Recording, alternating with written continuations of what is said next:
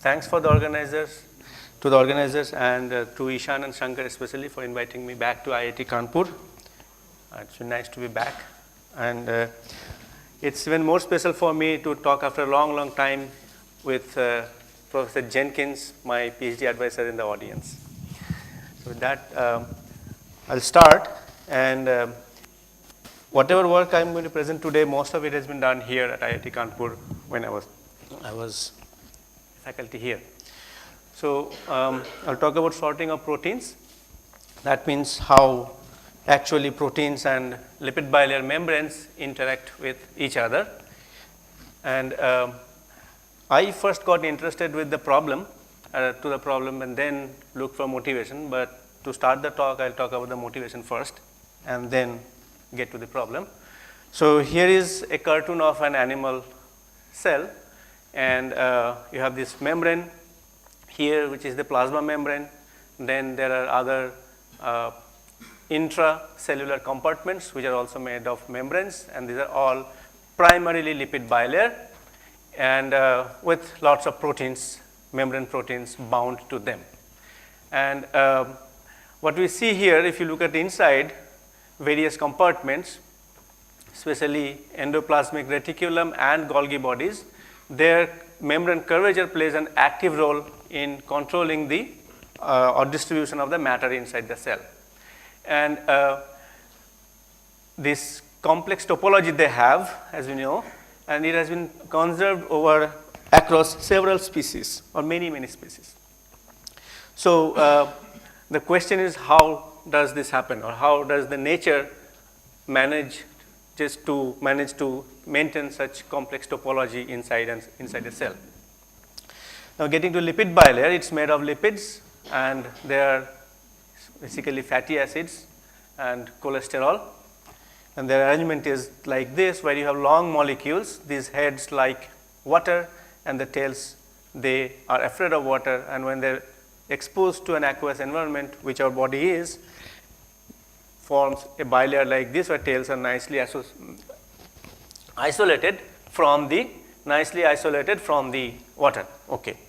Now, I'll talk about this sorting, which is also called membrane curvature sensing and generation. That is how proteins can sense lipid bilayer curvature, or proteins can generate lipid bilayer curvature. And this mechanism, or this is thought to be the main ingredient for this complex topology that you see in the intracellular compartments. Okay. And any other implications than maintaining the complex topology? There are a few which I found.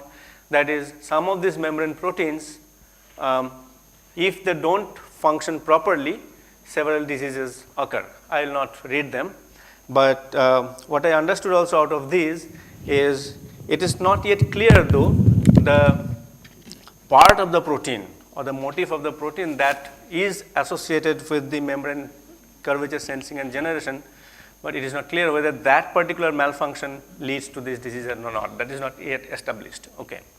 Now, some mechanisms of how curvature is generated or sensed.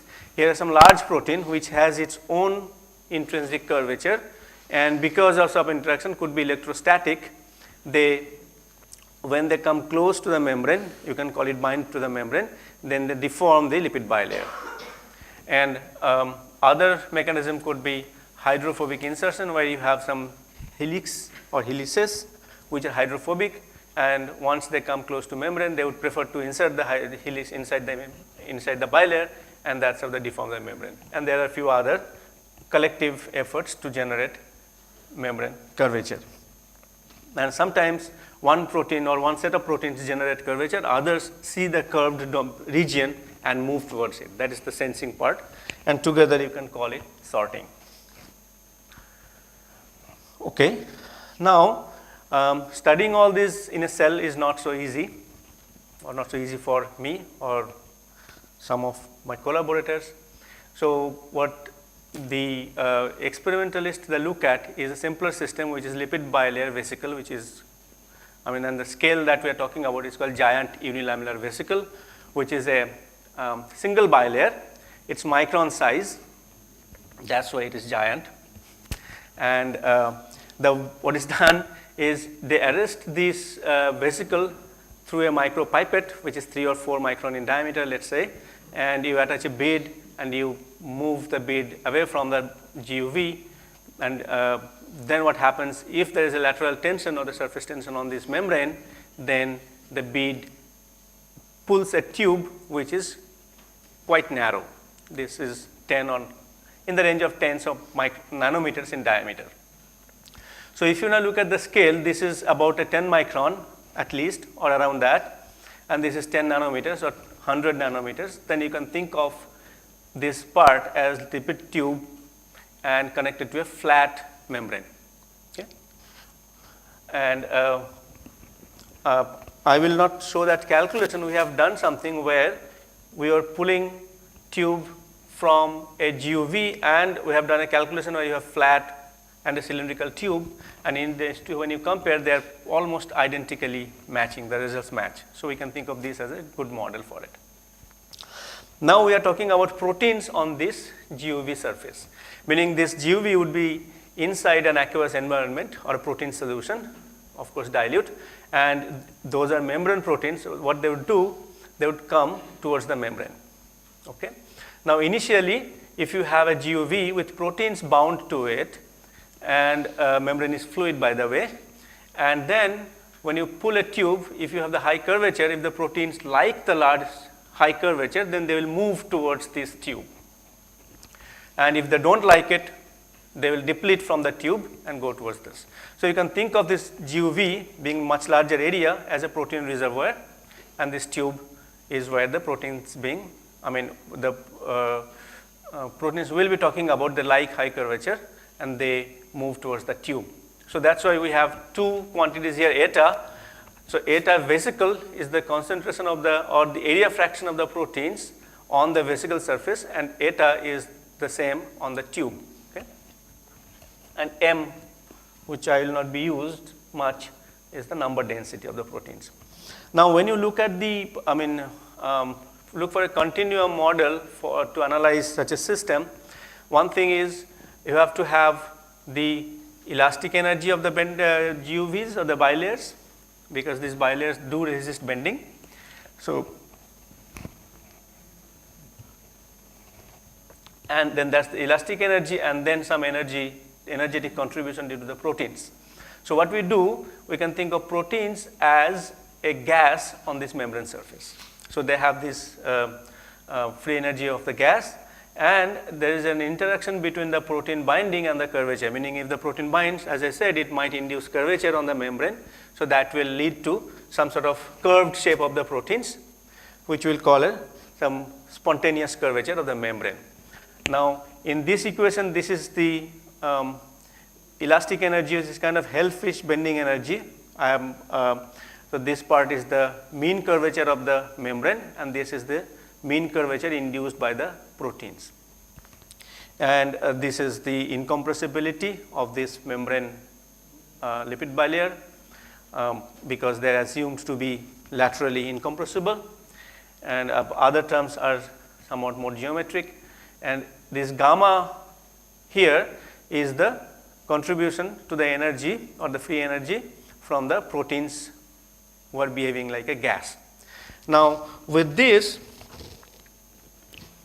people, or few years back we have done some studies on sorting, and when we chose that gamma, the gas, to be the proteins as a van der Waals gas, some non-ideal gas model we needed, then we do see that the when the this square root of sigma is, let me say what it is, the 1 over square root of sigma is kind of the radius of the tube. You can think of it as the radius of the tube. That's how it comes out to be. So when the radius of the tube is much smaller, then the proteins like to move towards the tube. So that is why the, this is to be eta here.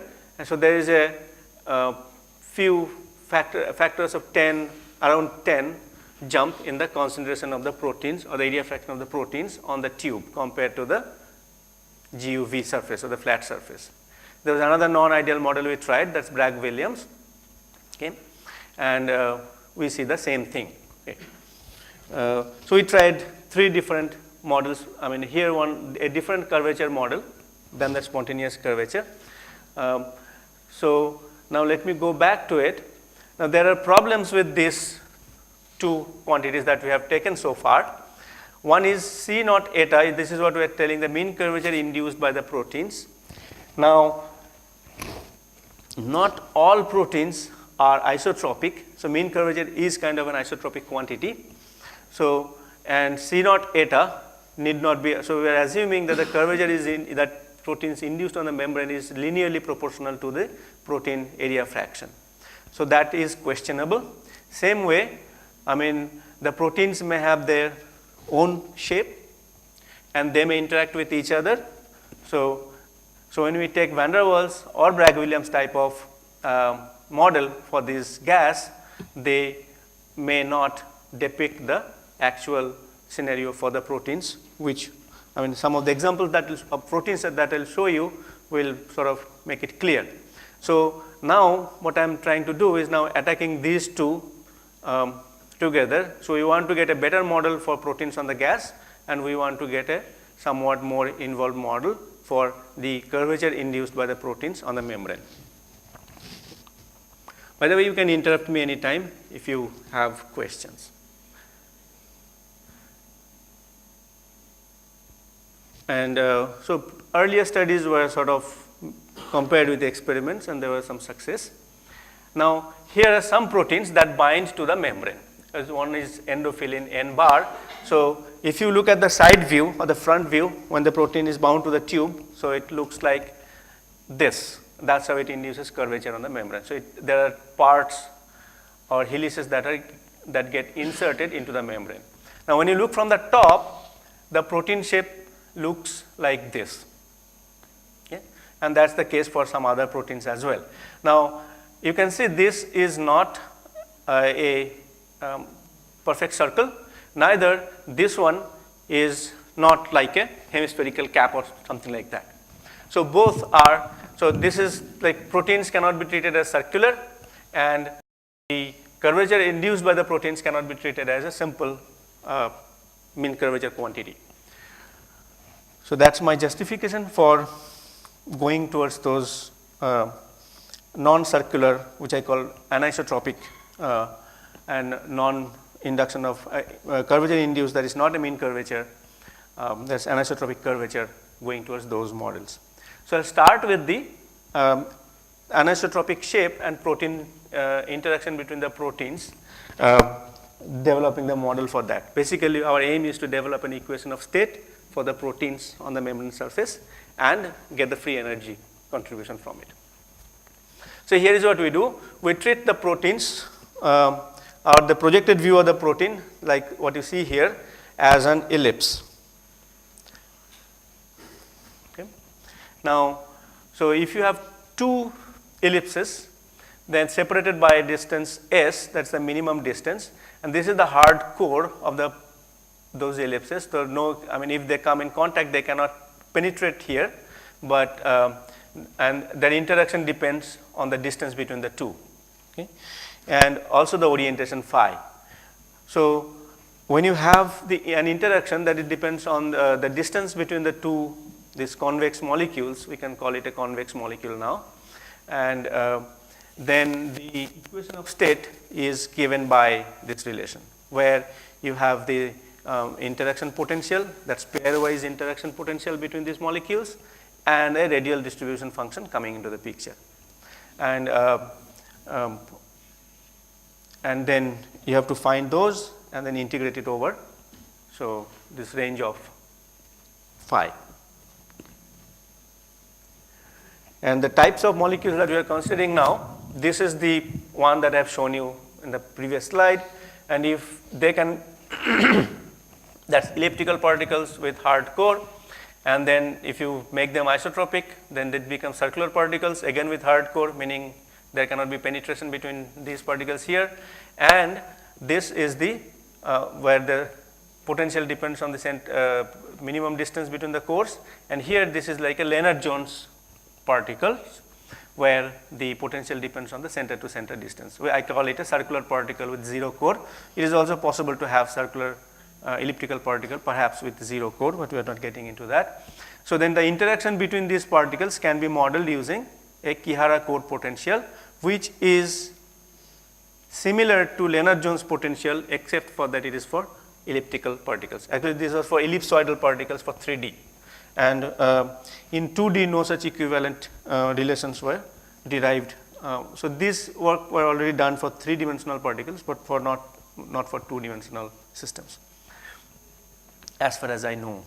Okay. Now, so to sort of integrate this one, it's not so easy because the expression for radial distribution function when you have a Lennard-Jones like potential is not so straightforward. So what is done, I'm not talking the details of it, but what we do is sort of decompose the potential into two parts. We do a part derivative or asymptotic expansion there, where it's decomposed into a repulsive potential and a perturbation. The remaining is the perturbation of the repulsion. And when you put that in and do the approximations, then the equation of state looks like this. So when you ignore everything here, this becomes an ideal gas, and then this B2T, people call it second virial coefficient. So this depends on the attractive part of the potential, and this term is dominated by the repulsion or the repulsive part of the potential. And that G of eta, what we have now, so in the repulsive part, again the getting G is not so easy. So what is done is now G of eta is now treated as the radial distribution function of a hard particle fluid and evaluated at the particle contact.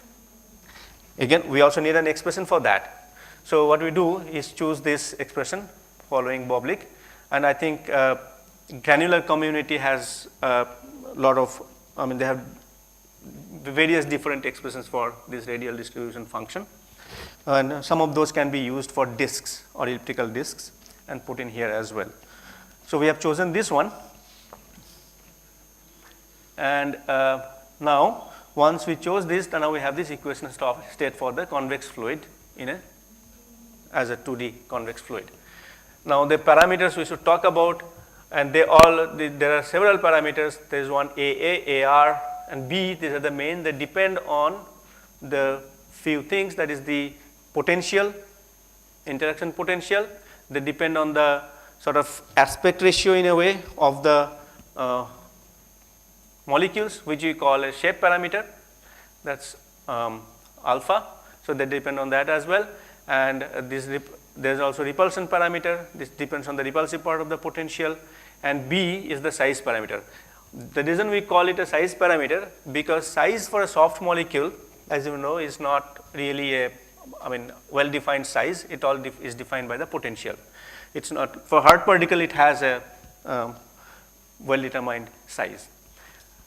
So I'm not showing these expressions. They are long, evaluated from this interaction potential. They're at the last part of the slide, which if you're interested, I can show them. And again, all these 4 parameters depend on the temperature and the core size Z. Core size meaning this, it is the core size relative to that sigma that we used in the Kihara potential expression. And from here, you can get the free energy. So this is the free energy that we are going to use in our problem that will replace the van der Waals or Bragg-Williams potential. Now, we have chosen the simplest possible potential, I think. That's Kihara, or the Lennard-Jones for anisotropic particles. Some other potential, if you know the specific protein-protein interaction potentials, if they're known, they can also be incorporated. Calculation may be slightly more harder, and to derive this equation of state. Now, before we use this, we have compared the predictions from this convex particle model with the molecular simulations, and that was done in LAMMPS software. And we can see, I'm plotting here the excess internal energy, and free energy can be plotted the same way.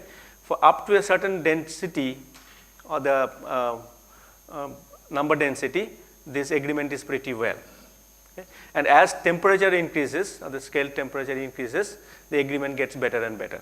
So we can use this relation, and these are for elliptical particles or molecules with aspect ratio 3, and for which the shape parameter becomes 1.51.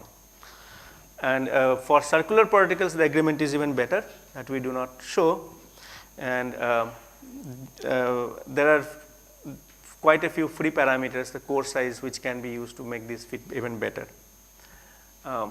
Now I go to the, so that's about the anisotropic shape of the particles. So we now have an equation of state for, or free energy expression for the anisotropic shape. Now for the anisotropic curvature part. So what I do is follow, I forgot to cite the reference, follow the approach of Glitch and co-workers, where, I mean, so you have, this is the membrane, and you have the green is the protein, and they have their own principal curvature directions, and for the membranes it is 1 and 2, and for the proteins it is 1m and 2m. Those are the curvature directions, and they are at a relative orientation of omega.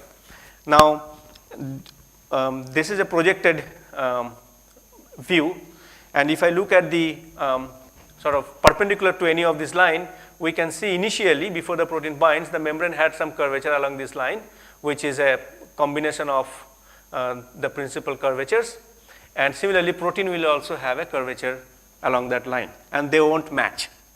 And if the protein is able to deform the membrane, that means it will need some need to spend some energy, so we call that as a curvature mismatch energy. And so, and it's quadratic in that curvature, and so this is the first part, and they have also incorporated the gradient term. Like if you go along the angular orientation, and every line the curvature would be different, so perhaps for some regularization the gradient term can be used, but I don't have much of a justification for this one. So when you integrate it over this angular orientation, you get the curvature mismatch energy as a function of the difference in the orientation of the protein and the principal directions of the protein and the membrane. Now if you, this is for one protein, if you have a collection of proteins on the membrane, and we assume that the curvature induction here is, the energy is not influenced by the other, then you can use an expression like this for the what is that called, partition function, and then take log of that to get the free energy. And so this one is m factorial, not m. I apologize.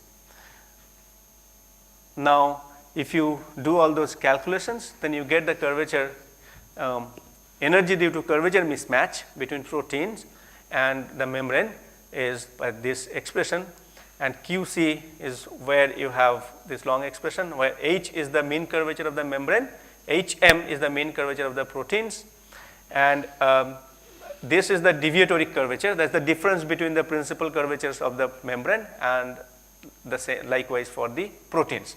And this term is the one where you have the anisotropic contribution. Because if two principal curvatures were the same, then this delta H and delta HM would be 0. So that is entirely for the isotropic. But if you look at this log rho term, rho is the number density, then it shows that the protein-protein interaction and shape anisotropy and size effect of the proteins have been ignored here. Now later on we have in collaboration with Boyan and Svetina, we have incorporated a area exclusion model for finite protein density. This will work for very small protein coverage fraction on the membrane surface.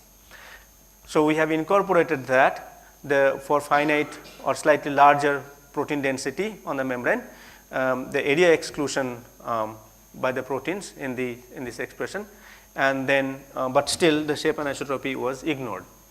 And now it took me some time to sort of get to the full anisotropic shape and protein-protein interaction model, because I was thinking for a while, so how to sort of, I mean, if there is a cross interaction between the shape and the curvature induction and all.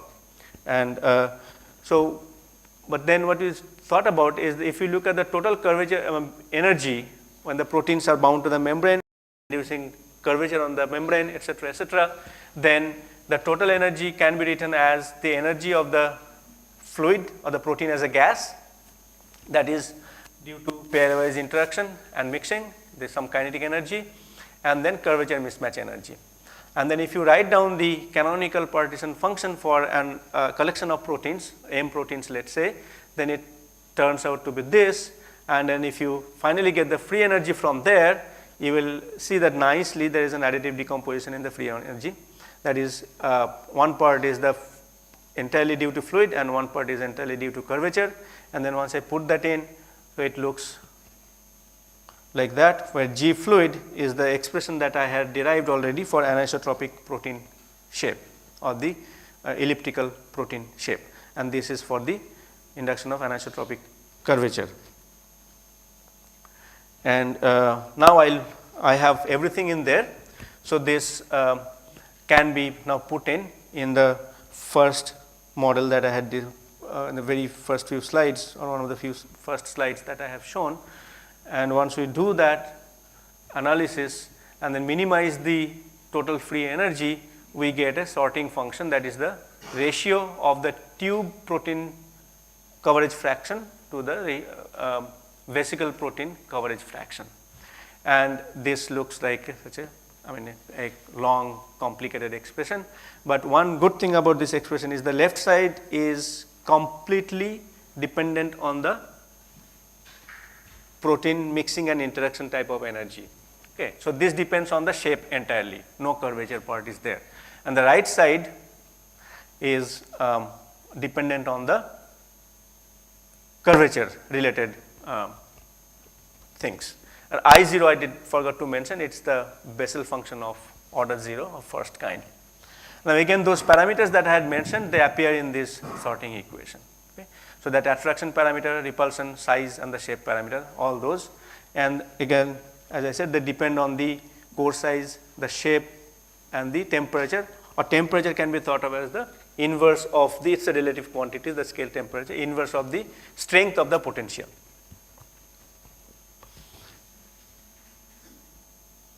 Now, as I was telling, the simpler models that where the area exclusion was incorporated, or the English model where the area exclusion was not even incorporated, these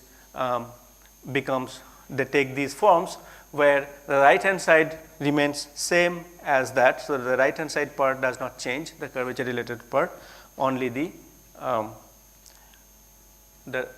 anisotropic shape related quantities change. And so, these are the results obtained from this model, and where you see the sorting is observed, like when you have the tube radius changing, and these are the dots are some experimental data for a potassium channel protein obtained from Patricia Bassero's group. Now, so when we do the sorting with this convex fluid and the anisotropic curvature, then we have several parameters. As I said, core parameter, the shape parameter, the temperature or the inverse of the strength of potential strength, and then the anisotropic curvature parameter, where alpha 0 is the scaled mean curvature of the proteins, or the scaled mean curvature induced by the proteins on the membrane. You can interpret it that way, and beta 0 is the scaled deviatoric curvature.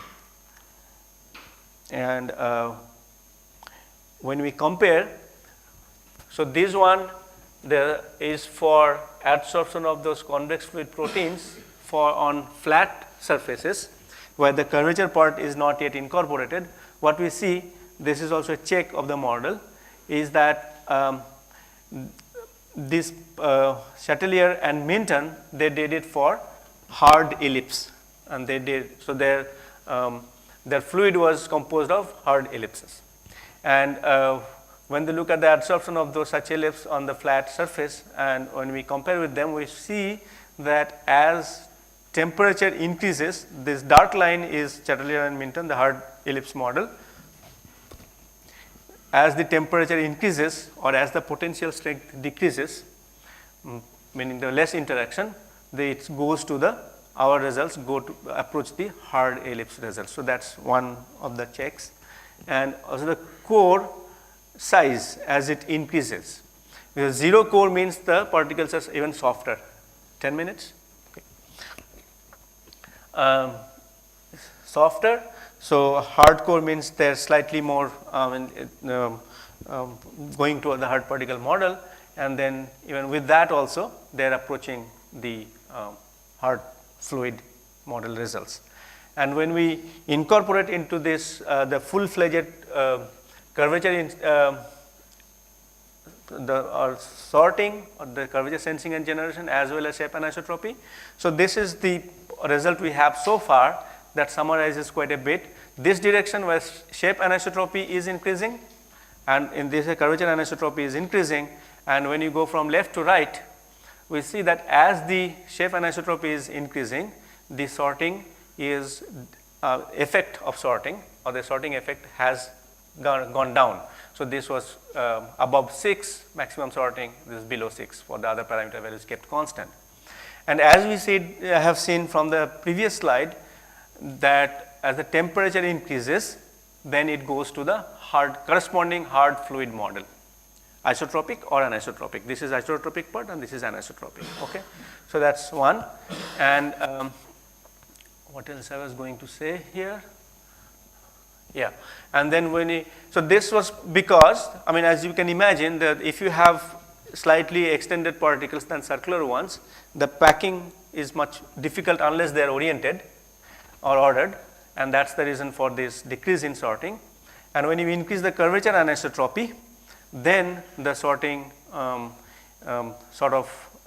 increases. When you come from here to here or here to there, you can see that it has changed from close to 6 to around 10 or above. Okay.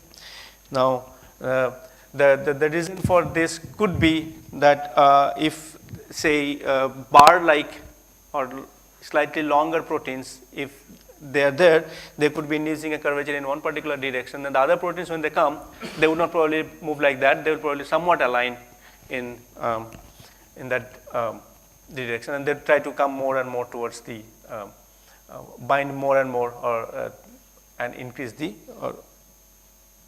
protein density. Okay. So here is the key observations. Sorting is higher for convex fluid than hard particle. I mean, then with temperature it approaches the hard particle model, and with shape anisotropy, sorting effect is sort of adversely affected, and with curvature anisotropy it's kind of helped. And that's the sort of conclusion. How much time do I have now? 6 minutes and 56 seconds. Okay. So I'll take so this is the conclusion from this particular study, and I will go beyond the abstract and talk about something interesting that we have observed, at least interesting to me, and I'll briefly talk about it then. I hope that should be okay. And before I do, I acknowledge this. Paritos was the PhD student who worked on this problem, and Pranav was an MTech student for this. Sunil Kumar, who is also at IIT Palakkad now, is a collaborator, and they are the collaborators. And Tobias Baumgart first introduced me to this protein sorting problem, and financial support from IIT Kanpur and Department of Biotechnology. Now, I've talked about this some motion of liquid domains in a two-dimensional liquid sheet. This is about how finding out the mobility of a liquid domain. So since it's towards the end, I will acknowledge the people who sort of contributed to it. Lakshman was a PhD student, and Suhel, both of them will be talking tomorrow or the last day, and Pranav and Bhuvna, and financial support from ACRB and IIT Kanpur. So here, the idea is we have these raft-like domains. I should not be calling them rafts now. Then I'll be banned from the community. It's called microdomains, and they move on the fluid so these are some lipid bilayer domains whose composition is different from the surrounding lipid bilayer, and they move around. Okay? And then their motion is sort of important for the cell biological functions. Now, to study their movement, we have sort of GUVs or giant vesicles with two phases. So these are another phases, the circular spot you can think of, and they also diffuse around or move around. Okay. Now, this is slightly larger size, and there is also smaller sizes. Now, when I want to study the motion or the mobility of such domains inside this liquid, my model becomes like you have a domain moving in a flat 2D liquid sheet. Okay, 5 minutes. Okay. Now, and the domain has a different viscosity compared to the surrounding fluid, and this interface is submerged in water above and below, whose viscosity is much less compared to the this lipid bilayer or my liquid sheet. You can think of it as a generated 2D fluid mechanics problem also, need not be this lipid bilayer. Now, I define a viscosity contrast, which is the ratio of the surrounding the layer viscosity to the domain viscosity, and subtracted from 1. And when this quantity is 1, the domains are rigid, and when this quantity is 0, the domain and this guy has, the surrounding membrane has same viscosity, and when this is negative, you have a less viscosity of the domain compared to the surrounding bilayer. In a 3D setup, you can think of this as in the negative epsilon case, you can think of it as a gas bubble inside water or honey. Okay? Now, the Sovan has first looked at this problem. For him, this domain was a rigid molecule, and the size was very small. Okay. Later on, Fujitani talked about this domain when the viscosity is very close to the surrounding domain. But we wanted to solve this problem with this, when all the regimes can be covered. Then, what the Sovan got is a logarithmic relationship between the 1 over radius to the, so this is the diffusion coefficient as varying as 1 over the radius of the domain. And at the large size limit, Hughes later extended or got it from here, that he got 1 over A, and there were some results. And then Ramachandran and Fujitani, they have worked on the liquid domain when the viscosity is very close to the domain viscosity, epsilon is very close to 1, let's say. That's a better way to put it. And so they have got some results, and all of this required numerical evaluation of numerical evaluation of integrals or some approximations.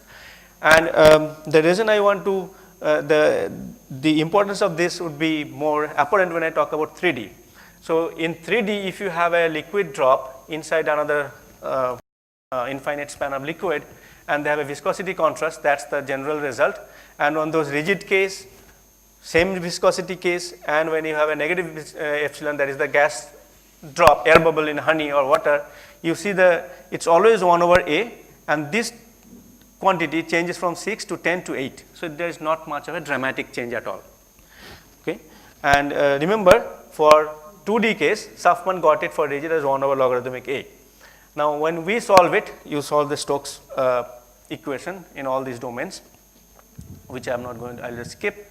And then when we solve this and look for the mobility here, then we find that when epsilon is 0 to 1, that is a large span, when the domain has same viscosity as the surrounding lipid bilayer or the surrounding liquid, 2D liquid, to the rigid domain, then you have almost the logarithmic behavior.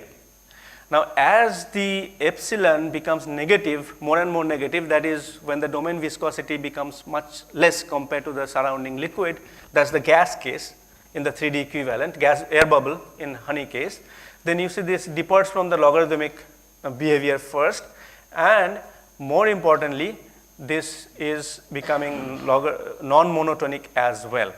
Okay. So I still don't have the complete understanding of why it is non-monotonic. But we have solved the equations numerically, and we have done as much check as possible. So we hope that these results are correct. So this, I think, is kind of interesting. 1 minute, okay? 42 seconds. Okay, I'm done. Interesting, and we have been struggling for last 2 years to sort of validate this experimentally It's not working yet quite. If you have some ideas or if you could help me out on this, that would be great. Thank you. And thanks for staying back till 6 o'clock. Any questions?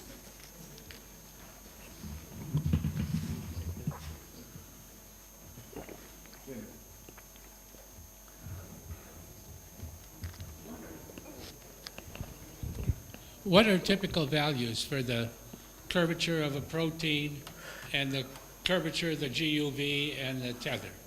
Okay. So GUV is say 10 micron in size. That is 1 over 10 would be your typical 1 over 10,000, let's say, if I go to the nanometer scale. And the tube is around 30-40 nanometers in diameter, so 1 over 30. So there is a ratio of 200 around that between the curvature of the GUV and the tube. So, and protein is close to, it's hard to sort of say that the whatever estimates that were available is 0.19 nanometer inverse, something like that, or in that range. So 1/5, 1/10. So 10 nanometers or so. It moves to the tether because its curvature is closer to that of the tether. Closer to that, yes. Yeah.